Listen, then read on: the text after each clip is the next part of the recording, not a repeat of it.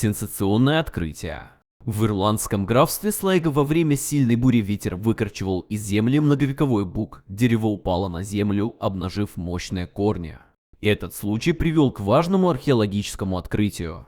Оказалось, что в корнях бука были запутаны средневековые кости. Ученые установили, что скелет принадлежал подростку. Останки пролежали в земле несколько веков и так бы и остались незамеченными, если бы не природная катастрофа.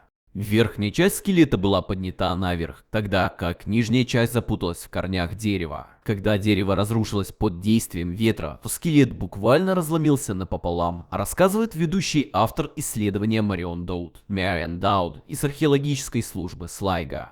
Анализ костей и радиоуглеродное датирование показали, что останки принадлежали человеку, который умер в возрасте число лет и жил в период раннего средневековья. Его рост составлял около 1,5 метров. Вероятно, он принадлежал к одной из гельских семей и занимался тяжелым физическим трудом с самых ранних лет. К такому выводу ученые пришли после того, как обнаружили травмы спины у скелета. Согласно углубленному анализу археологов, молодой человек умер насильственной смертью.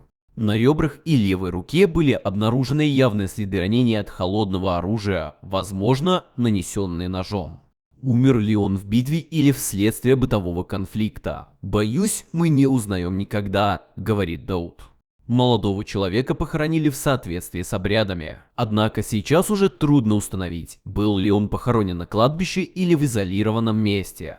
Исторические записи свидетельствуют о том, что в исследуемой нами локации ранее располагалась церковь и кладбище.